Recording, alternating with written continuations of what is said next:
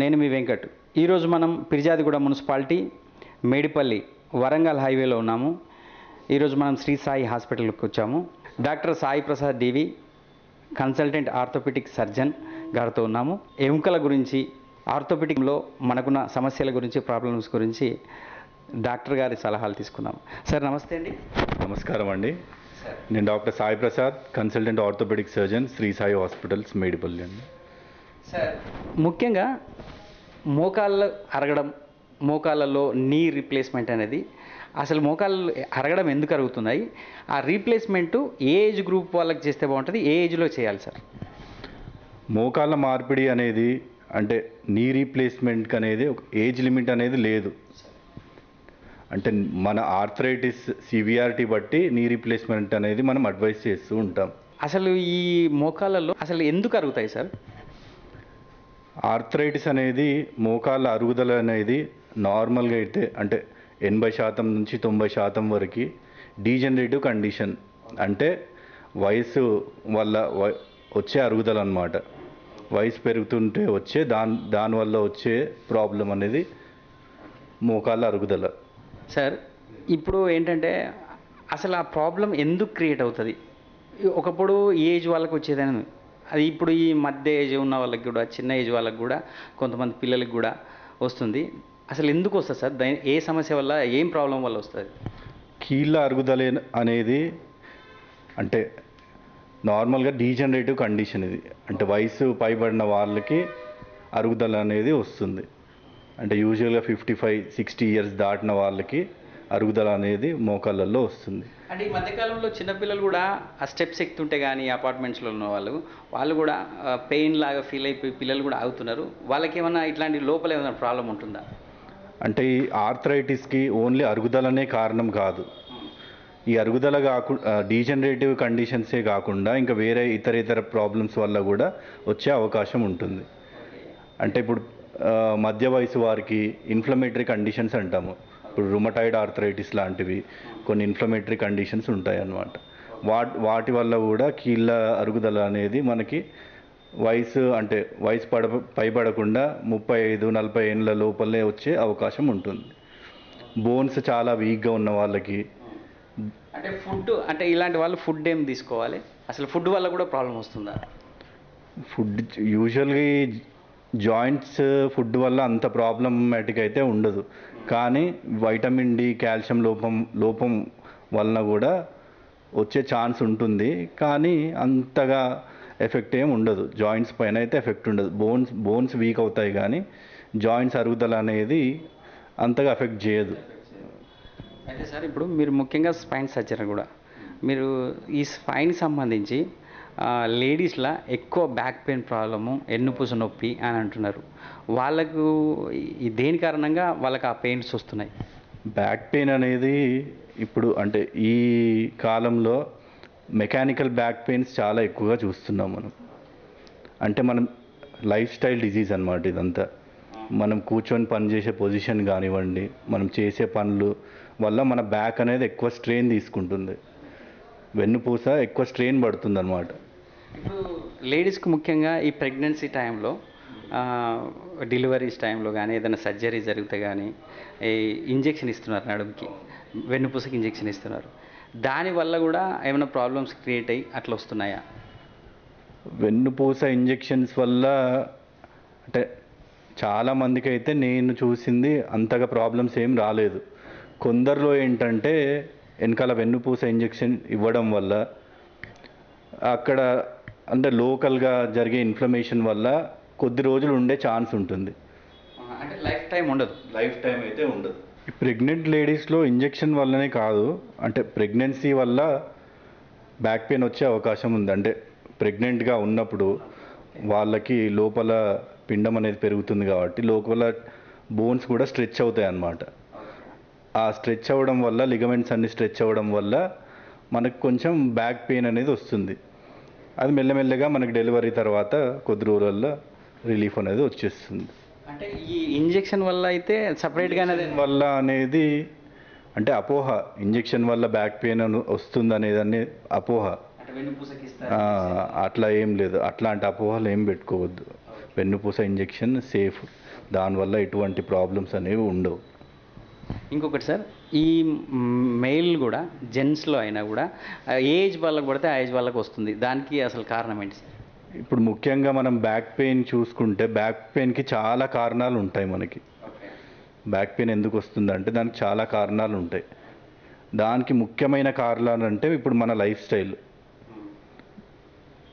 ఈ life style అంటే మనం కూర్చునే పొజిషన్ కానివ్వండి, వెనుక వెన్నుపూసని ఎక్కువ స్ట్రెస్ చేస్తున్నాం మనం కూర్చునే పొజిషన్ స్ట్రైట్గా కాకుండా బెండ్ అయ్యి చాలా స్ట్రెయిన్ చేస్తున్నారు బ్యాక్. ఇప్పుడు అంతా సాఫ్ట్వేర్ జాబ్స్ ఎక్కువైపోయాయి, డ్రైవింగ్ ఎక్కువైపోయింది. దానివల్ల నడుమును ఎక్కువ స్ట్రెయిన్ చేయడం వల్ల మెకానికల్ బ్యాక్ పెయిన్ అనేది ఎక్కువగా చూస్తున్నాం మనం. ఇది కాకుండా ఇప్పుడు మళ్ళీ అంటే మన యంగ్ పీపుల్లో డిస్క్ ప్రాబ్లమ్స్ ఎక్కువగా వస్తున్నాయి. డిస్క్ ప్రాబ్లమ్స్ ఏంటంటే ఎక్కువ అంటే బరువులు ఎక్కువ లేపడం కానీ, లేకపోతే వెన్నుపూస బ్యాక్ మీద ఎక్కువ స్ట్రెస్ పడడం కానీ. అంటే వెన్నుపూస మీద స్ట్రెస్ ప్రభావం ఉంటుందండి. అంటే ఇప్పుడు బైక్ డ్రైవింగ్ చేస్తూ ఉంటారు, లారీస్ బస్సెస్ నడుపుతూ ఉంటారు, వాళ్ళకి జర్క్స్ ఎక్కువ పడుతూ ఉంటాయి కాబట్టి వెన్నుపూస మీద ఎక్కువ స్ట్రెస్ పడుతూ ఉంటుంది. స్ట్రెస్ పడి మనకి డిస్క్ బల్జ్, డిస్క్ ప్రొలాప్స్ అంటాము. దానివల్ల సయాటికా రావడం అనేది చాలా కామన్గా చూస్తున్నాం. వెయిట్ లిఫ్టర్స్ ఉంటారు, జిమ్ చేసేవాళ్ళు, అట్లా వెయిట్ అనేది కొంచెం అంటే పడుకునే విధానంలో కూడా అట్లాంటి దాంతో కూడా వస్తుందా మామూలుగా? పడుకున్న విధానం వల్ల మనకి ఎక్కువ డిస్క్ ప్రాబ్లం అయితే లేదు, కానీ వెనకాల మజిల్స్ అనేది స్ట్రెచ్ అయ్యి మజిల్స్ పైన స్ట్రెయిన్ ఎక్కువ పడడం వల్ల బ్యాక్ పెయిన్ అనేది వస్తుంది. అంటే మన బెడ్ సరిగా లేకపోవడం వల్ల ప్రాబ్లమ్స్ అనేవి వస్తున్నాయి. దాంతోపాటు ఇప్పుడు మొబైల్ యూసేజ్ అనేది చాలా ఎక్కువగా పెరిగిపోయింది మనకి.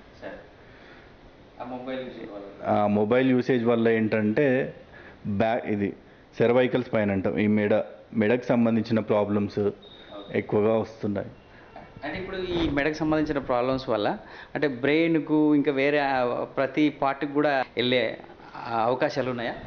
అంటే మాకు బ్యాక్ ప్రాబ్లం ఎంత ఉందని, అంటే ఎటువంటి ప్రాబ్లం వచ్చింది, ఏ లెవెల్లో ప్రాబ్లం ఉంది, దాన్ని బట్టి మనకి ఎఫెక్ట్ అవుతుంది. అంటే ఏ లెవెల్లో ఉంది. పడుకున్నప్పుడు ఎక్కువసేపు ఫోన్ చూడడం కూడా ప్రమాదమే. ప్రమాదం అంటే మనకి ఎక్కువ స్ట్రెయిన్ పడుతుంది, మెడ మీద ఎక్కువ స్ట్రెయిన్ పడి ఈ ఫేసెడ్ జాయింట్స్ అంటాం, ఈ ఫేసెడ్ జాయింట్స్ పైన ఎక్కువ స్ట్రెస్ పడి దానికి సంబంధించిన పెయిన్ వస్తుంటుంది. అట్లనే ఎక్కువైపోయి స్పాండైలోసిస్ అనే ప్రాబ్లం వస్తుంది. మెడలో బొక్కల అరుగుదల మనకి 60 ఏళ్ళలో వచ్చే ప్రాబ్లం ముందుగానే వస్తుంది. ఎక్కువ స్ట్రెయిన్ చేయడం వల్ల మెడలో కూడా డిస్క్ ప్రాబ్లం వచ్చే అవకాశం ఉంది. మారుతున్న యాక్టివిటీస్ వల్ల ఎంత లైఫ్ స్టైల్ చేంజెస్ వల్ల ఈ కారణాలు ఇవన్నీ ప్రాబ్లమ్స్ అనేవి వస్తున్నాయి. అయితే తగిన జాగ్రత్తలు తీసుకుంటే ఇవన్నీ అవాయిడ్ చేయడానికి ఆస్కారం ఉంది.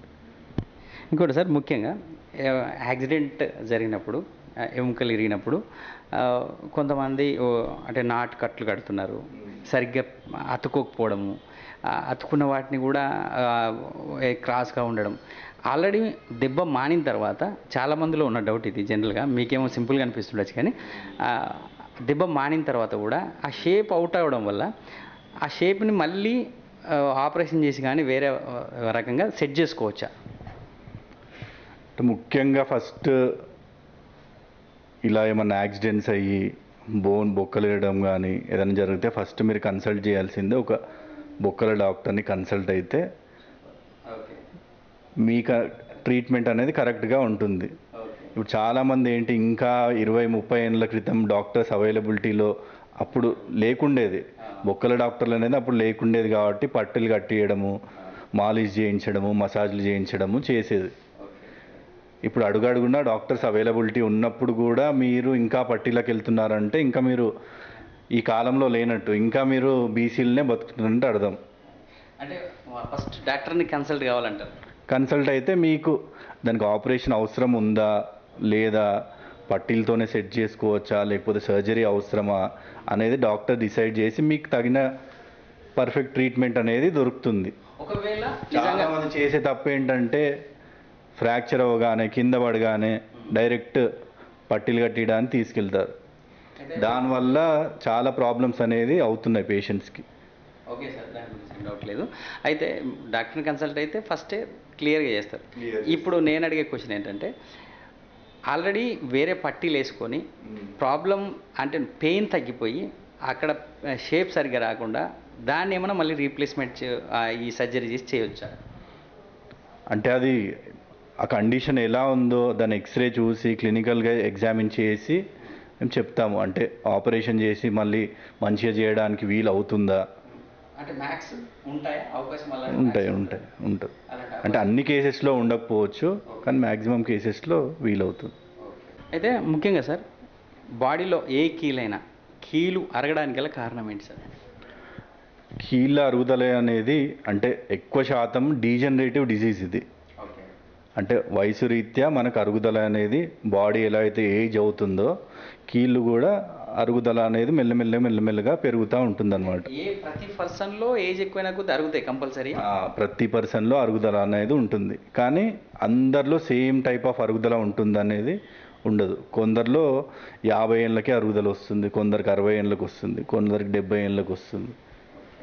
అంటే మనం చేసే పనుల వల్ల, మన జెనెటిక్స్ వల్ల అన్నిటిపైన డిపెండ్ అయి ఉంటుంది అరుగుదల. అంటే జెనెటిక్స్లో ప్రాబ్లం ఉంటే కంపల్సరీ అరుగుదల. అంటే కొందరికి ఏంటంటే కొందరు 75-80 ఏళ్ళు వచ్చిన వాళ్ళు కూడా ఉంటారు, వాళ్ళకి అరుగుదల లేకుండా హ్యాపీగా ఉంటారు. అంటే వాళ్ళ కొంచెం జెనెటిక్ కండిషన్స్ కూడా ఎఫెక్ట్ చేస్తుంది. ఇప్పుడు మెయిన్గా మొన్న కోవిడ్ అనేది ప్రపంచవ్యాప్తంగా మహమ్మారిలాగా మారింది. దాని తర్వాత ఇప్పుడు ఆ కోవిడ్ ఇంజెక్షన్ వేసుకున్న వల్ల ప్రతి ఒక్కరికి, ఈవెన్ నాకు కూడా ఏదైనా కొంచెం ఏదైనా హార్డ్గా పని చేసినా, ఏదైనా వెయిట్ లిఫ్ట్ చేసినా, లేకపోతే ఒక ఫ్లోర్ 2 ఫ్లోర్లు ఎక్కినా కూడా ఆ జాయింట్ పెయిన్స్ వచ్చేస్తున్నాయి, మోకాళ్ళ నొప్పులు ముఖ్యంగా వస్తున్నాయి. దానికి గల కారణం ఏంటి? కోవిడ్ తర్వాత చాలా ఆర్గన్స్కి ఎఫెక్ట్ అయినాయి. అంటే కోవిడ్ వల్ల ఒక జాయింట్స్ అనే కాదు, బోన్స్ అనే కాదు, ప్రతి ఆర్గాన్ని కోవిడ్ అనేది ఎఫెక్ట్ చేసిందనమాట. సో కోవిడ్ తర్వాత మన ఆర్థోపెడిక్ అంటే ఎముకల పరంగా చూసుకుంటే ఈ తుంటిలో అరుగుదల అనేది ఎక్కువైపోయిందనమాట. అంటే హిప్ జాయింట్స్ అనేది ఏవాస్కులర్ నెక్రోసిస్ అంటాం. అంటే ఈ తుంటికి బ్లడ్ సప్లై తక్కువైపోయి ఆ జాయింట్ అనేది డెత్ అయిపోయి అరుగుదల అవ్వడం అనేది ఎక్కువగా చూస్తున్నాం. కోవిడ్కి ముందు అంటే మాకు నెలకి 1-2 పేషెంట్స్ వస్తే ఇప్పుడు 10 టైమ్స్ ఎక్కువైపోయారు ఆ పేషెంట్స్. అంటే ఇప్పుడు అది కంట్రోల్ చేయడానికి ఏదైనా ఉందా మనకు అవకాశం? ఇప్పుడు ఇంకా కంట్రోల్ చేయాల్సిన స్టేజ్లో లేదు, కోవిడ్ అయిపోయింది. ఓకే, అంటే ఇప్పుడు ఈ తుంటిలో ఎముకలు అరగడం కానీ ఇట్లాంటి వాటికి కంట్రోల్లో ఎముకలు అంటే అరుగుదల ఉన్న వాళ్ళని కాదు, అంటే తుంటిలో ప్రాబ్లమ్స్ వచ్చి నొప్పి వచ్చిన వాళ్ళు ఉంటే ఫస్ట్ మేము చూస్తాం. అంటే ఆ పేషెంట్కి ప్రాబ్లం తుంటిలో ఉందా, బ్యాక్లో ఉందా చూసుకొని ఏ గ్రేడ్లో ఉంది అది, ఆ గ్రేడ్ బట్టి మన ట్రీట్మెంట్ అనేది ఉంటుంది. గ్రేడ్ 1, గ్రేడ్ 2లో ఉన్న వాళ్ళకి చిన్న సర్జరీస్తోని క్యూర్ అయ్యే ఛాన్స్ ఉంది. అంటే కంపల్సరీ సర్జరీ అవసరం అయితే మెడిసిన్స్తో క్యూర్ అయిపోద్దా? అంటే సర్జరీ అంటే గ్రేడ్ 1, గ్రేడ్ 2లో ఉన్న వాళ్ళకైతే చిన్న కోర్ డీకంప్రెషన్ అనే సర్జరీ ఉంటుంది. అంటే చిన్న హోల్ చేసి లోపల ఏదైతే ఆ బోన్ అనేది డెత్ అయిందో ఆ టిష్యూని తీసేసి అక్కడ బోన్ గ్రాఫ్టింగ్ వేసి మంచి చేసే అవకాశం ఉంది. బోన్ లోపల ఇప్పుడు కరోనా తర్వాత ఈ తుంటిలో ప్రాబ్లం వచ్చింది, అంటే బోన్ మొత్తం ఖరాబ్ అయిపోతుంది, మొత్తం పాడైపోతుందట. అంటే కోవిడ్ తర్వాత ఏంటంటే మనకు బ్లడ్ వాస్కులేచర్ని ఎఫెక్ట్ చేసింది. అంటే రక్తనాళాలు, చిన్న రక్తనాళాలు ఉంటాయి కదా, అవి అనేది వాటిని ఎఫెక్ట్ చేసి ఆ బ్లడ్ సప్లై అనేది తక్కువ అవ్వడం వల్ల మనకి ఇలాంటి ప్రాబ్లమ్స్ వచ్చాయి. కానీ డైరెక్ట్ జాయింట్స్ మీద కూడా ఎఫెక్ట్ ఉంది. ఇప్పుడు మోకాళ్ళ నొప్పులు ఎక్కువయ్యాయి, ఈ తుంటి ప్రాబ్లమ్స్ ఎక్కువైపోయాయి, జాయింట్ పెయిన్స్ కూడా ఎక్కువైపోయాయి. ఎక్కువగా ఏంటంటే వీటి వల్ల అంటే వాళ్ళు జాయింట్ రీప్లేస్మెంట్ వెళ్ళే అంత పరిస్థితి వచ్చిందనమాట. హిప్ జాయింట్ రీప్లేస్మెంట్కి వెళ్ళాల్సిన పరిస్థితి వచ్చింది. అంటే యూజువల్గా యంగ్ పీపుల్లో చూస్తున్నాం, 30 ఏళ్ళు, 35 ఏళ్ళు, 40 ఏళ్ళు వాళ్ళకి. సార్ ముఖ్యంగా ఈ కీళ్ళ నొప్పులు, ఈ జాయింట్ పెయిన్స్ రావద్దు మొత్తానికి మా లైఫ్లో అనుకుంటే ఎలాంటి జాగ్రత్తలు తీసుకోవాలి ఫైనల్గా? కీళ్ళ నొప్పులు రాకుండా జాగ్రత్తలు అంటే ఫస్ట్ మనకి యాక్టివిటీ అనేది అవసరం బాడీకి. సెడెంటరీ లైఫ్ స్టైల్ అంటే ఇప్పుడు అందరికీ ఏంటంటే కూర్చున్న దగ్గరే జాబ్స్ అయిపోయాయి, వర్క్ ఫ్రమ్ హోమ్.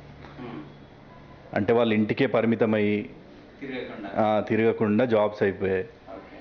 సో మనం ఏంటంటే డైలీ ఒక హాఫ్ అన్ అవర్ అట్లా యాక్టివిటీ, చిన్న వాకింగ్ కానీ ఏరోబిక్ ఎక్సర్సైజ్ కానీ అలాంటివి చేస్తుంటే ఏమవుతుందంటే మన బాడీలో ఆస్టియోపోరోసిస్ కానీ బోన్ వీక్ అవ్వకుండా బోన్స్ కానీ జాయింట్స్ కానీ హెల్తీగా కాపాడుకోవచ్చు మనం. కంపల్సరీ లైఫ్లో యాక్టివిటీస్ అనేది ఉంటుంది, లైఫ్ స్టైల్ చేంజ్ చేసుకోవాలి.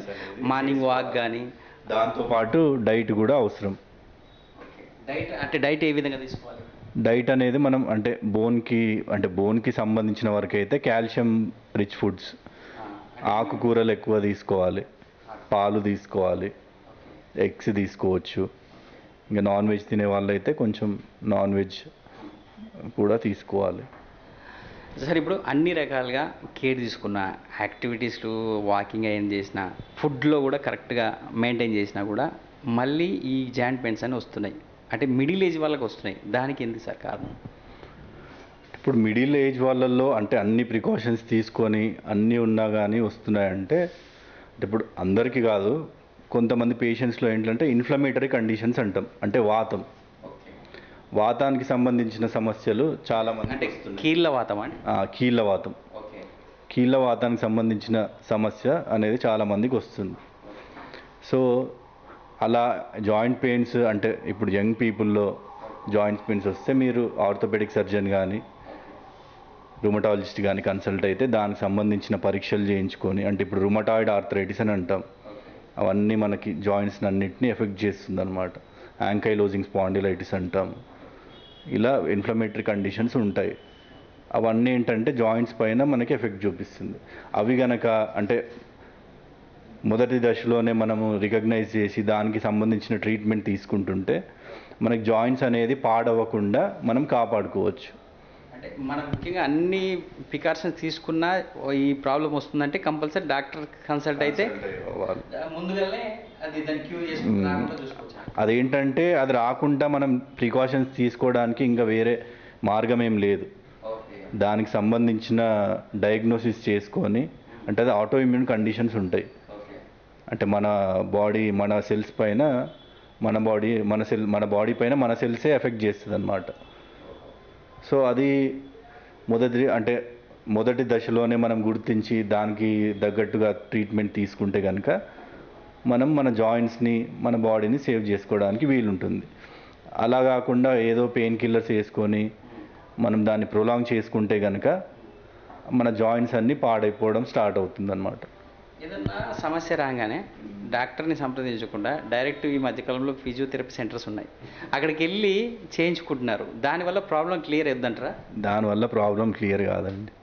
అంటే మీకు ప్రాబ్లం వచ్చిందనుకోండి, దానికి సంబంధించిన కాజ్ అనేది మనము కనుక్కోవాలి. రూట్ కాజ్ ఏంటి తెలుసుకోవాలి. రూట్ కాజ్ తెలుసుకొని దానికి సంబంధించిన ట్రీట్మెంట్ తీసుకుంటే ఫలితం ఉంటుంది. అంతేగాని ఏదో నొప్పి వచ్చింది సెంటర్కి పోయామా మాలిష్ చేయించుకున్నామా అంటే దానివల్ల మనకు రూట్ కాజ్ అనేది తెలీదు. ఏదో టెంపరీ ఉపశమనం వస్తుంది, కానీ మెయిన్ రూట్ కాజ్ అనేది ఐడెంటిఫై చేసుకొని దానికి తగ్గట్టు ట్రీట్మెంట్ తీసుకుంటే బాగుంటుంది. అయితే సార్, ఫైనల్గా ప్రెగ్నెన్సీ టైంలో లేడీస్ ఎలాంటి కేర్ తీసుకుంటే బ్యాక్ పెయిన్ రాదు? ఎలాంటి కేర్ తీసుకోవాలి? ఫస్ట్ ప్రెగ్నెంట్ లేడీస్ తీసుకోవాల్సింది డైట్ అండి. ఓకే. వాళ్ళు అంటే ప్రెగ్నెన్సీ ప్లాన్ చేసుకునే ముందల నుంచే ఈ ఫోలిక్ యాసిడ్ అనేది, కాల్షియం అనేది ప్రెగ్నెన్సీ అయిపోయి వాళ్ళు అంటే ఒక 2 ఇయర్స్ వరకన్నా ఈ కాల్షియం రిచ్ డైట్ అనేది తీసుకోవాలి. కాల్షియం రిచ్ డైట్ తీసుకుంటే మనకి ఈ బాడీ అనేది బోన్స్ అనేవి వీక్ అవ్వకుండా మెయింటైన్ అవుతాయి. దాంతోపాటుగా కొన్ని ఎక్సర్సైజ్ ఉంటాయి అన్నమాట. అంటే కొన్ని యోగా పోజెస్ ఉంటాయి, కొన్ని బ్యాక్ ఎక్సర్సైజ్ ఉంటాయి. అవి కూడా ప్రాక్టీస్ చేసుకుంటే ఏంటంటే మనకి బ్యాక్ పెయిన్ అనేది లేకపోతే జాయింట్ పెయిన్స్ అనేది తక్కువ చేసుకోవడానికి ఆస్కారం ఉంది. ప్రెగ్నెంట్ లేడీస్లో బ్యాక్ పెయిన్ అనేది అంటే సాధారణంగా వస్తుంది. ఎందుకంటే లోపల బేబీ అనేది పిండం అనేది పెరుగుతుంది కాబట్టి మనకు పెల్విస్ అనేది స్ట్రెచ్ అవుతూ ఉంటుంది. బోన్ అంటే జాయింట్ అనేది స్ట్రెచ్ అవ్వడం వల్ల ఆ పెయిన్ అనేది వస్తుంది. దాంతోపాటు కొంచెం విటమిన్ లోపము, కాల్షియం లోపం కూడా వస్తుంటుంది కాబట్టి బ్యాక్ పెయిన్, జాయింట్ పెయిన్స్ అనేది వచ్చే అవకాశం ఉంది. దాని గురించి అంతగా భయపడాల్సిన అవసరం లేదు. అంటే మీ గైనకాలజిస్ట్ కానీ కన్సల్ట్ అయ్యి వేరే ప్రాబ్లం లేకుండా చూసుకుంటే సరిపోతుంది. భయపడాల్సిన అంటే ఆర్థో పరంగా, జాయింట్ పరంగా భయపడాల్సిన అవసరం అంతగా లేదు. అయితే సార్ ఇప్పుడు ఈ మధ్యకాలంలో మోకాళ్ళ నొప్పులు తగ్గిస్తాం, కీళ్ళ నొప్పులు తగ్గిస్తాం, డైరెక్ట్గా సర్జరీ లేకుండా ఇంజెక్షన్స్ తగ్గిస్తామంటారు. అట్లా ఇంజెక్షన్ చేసి తగ్గించుకోవచ్చా? అసలు తగ్గుతుందా ప్రాబ్లం? అంటే మోకాళ్ళ నొప్పులు వస్తే మీరు డాక్టర్ ఫస్ట్ కన్సల్ట్ చేయాల్సింది ఒక ఆర్థోపెడిక్ డాక్టర్. ఆ డాక్టర్ మీరు అనలైజ్ చేస్తాడు, ప్రాబ్లం ఏ లెవెల్లో ఉంది, ఏ గ్రేడ్లో ఉంది అనేది ఆ డాక్టర్ అనలైజ్ చేసి, అంటే ఇప్పుడు ఇంజెక్షన్ ప్లాస్మా థెరపీ అని, హైలూరోనిక్ యాసిడ్ అని ఇలా ఇంజెక్షన్స్ ఉన్నాయన్నమాట. అది అందరికీ పనిచేయవు. అంటే ఎర్లీ స్టేజెస్లో ఉన్న వాళ్ళకి ఏంటంటే ఒక ట్రయల్ ఇస్తామన్నమాట. గ్రేడ్ 2 కానీ గ్రేడ్ 3 స్టేజ్లో ఉన్న వాళ్ళకి ఒక ట్రయల్ లాగా ఇస్తాం. అంటే పని చేయొచ్చు, చేయకపోవచ్చు. దానివల్ల 100% రిజల్ట్స్ అనేవి ఇంకా లేవు. కాకపోతే ఒక ట్రయల్ ఇప్పుడు ఇస్తే, ఒక ఇంజెక్షన్ ఇస్తే 1 సంవత్సరం పనిచేస్తుందా, 2 సంవత్సరాలు పనిచేస్తుందా అని చెప్పేసి ట్రయల్స్ అనేది చేస్తున్నాం. కొందరిలో ఏంటంటే పాజిటివ్ ఎఫెక్ట్ ఉంది, కొందరిలో అంత పని చేయట్లేదు. కానీ పర్మనెంట్ సొల్యూషన్ ఇంజెక్షన్స్ అనేవి పర్మనెంట్ సొల్యూషన్ కాదు. అంటే మీకు గ్రేడ్ కంప్లీట్గా అరిగిపోయింది, గ్రేడ్ 4కి వెళ్ళిపోయింది అనుకుంటే కంపల్సరీ దానికి ఆపరేషన్ అనేది మార్గం, నీ రీప్లేస్మెంట్ అనేది మార్గం. అంతేగాని గ్రేడ్ 4లో ఉన్నా కానీ ఇంజెక్షన్స్ తీసుకుంటాము, ఇంజెక్షన్స్ ఇచ్చి మేము తగ్గిస్తానంటే దాన్ని నమ్మకూడదు. గ్రేడ్ 4కి వెళ్ళారంటే కంపల్సరీ నీ రీప్లేస్మెంటే మార్గం. ఇంకా నొప్పులు తగ్గించుకోవడానికి కొన్ని మందులు వాడుకోవచ్చు, దానివల్ల నష్టమేం లేదు. కానీ ఇంజెక్షన్ల వల్ల పెద్ద ఉపయోగం ఉండకపోవచ్చు, చేయించుకోవడం వల్ల ఉపయోగం అనేది ఉండదు. ఇంకా ఆ స్టేజ్లో ఉన్న వాళ్ళకి ఏంటంటే స్టీరాయిడ్ ఇంజెక్షన్స్ అని ఉంటాయి, అవి వేస్తే అది కూడా ఒక 2 నెలలో 3 నెలలో అనేది ఉపశమనం ఉండే అవకాశం ఉంది. అంతేగాని పర్మనెంట్ స్టీరాయిడ్స్ వల్ల వేరే సైడ్ ఎఫెక్ట్స్ ఏమైనా వస్తాయి? అంటే డయాబెటీస్ ఉన్న వాళ్ళకి కానీ ఇన్ఫెక్షన్ వచ్చే ఛాన్స్ ఉంటుంది స్టీరాయిడ్ ఇంజెక్షన్స్ వల్ల. అంటే ఇంజెక్షన్స్ వేయడం వల్ల, ఏ ఇంజెక్షన్స్ వల్ల అన్నా ఇన్ఫెక్షన్ వచ్చే అవకాశం ఉంటుంది. అంటే స్టెరిలిటీ కండిషన్స్ మెయింటైన్ చేయకుండా ఇంజెక్షన్స్ ఇస్తే మాత్రం ఉన్న మోకాల్ని పాడు చేసుకునే ఛాన్స్ ఉంటుంది. అంటే ఫస్ట్ డాక్టర్ని కన్సల్ట్ అయ్యి ప్రాపర్గా చెకప్ చేసుకొని నీ రీప్లేస్మెంట్ అయితే నీ రీప్లేస్మెంట్ చేసుకోవడమే బెటర్ అని అంటారు, ఎలాంటి ఇంజెక్షన్స్ మీద ఆధారపడకుండా. అంటే ఇంకా గ్రేడ్ 4లో ఉంది, ఇంకా వేరే ఛాన్స్ ఏం లేదు అనుకుంటే నీ రీప్లేస్మెంట్. ఇంకా నీ రీప్లేస్మెంట్ పాసిబిలిటీ లేదు, అఫోర్డబిలిటీ లేదు, ఫిజికల్గా ఫిట్గా లేరు అనుకుంటే కొన్ని మందులు ఉంటాయి, ఆ మందులు వాడి టెంపరీగా ఉపశమనం పొందే ఛాన్స్ కూడా ఉంటుంది. థ్యాంక్ యూ అండి, మీ సమయాన్ని కేటాయించి మా ప్రేక్షకుల ముందుకు వచ్చినందుకు.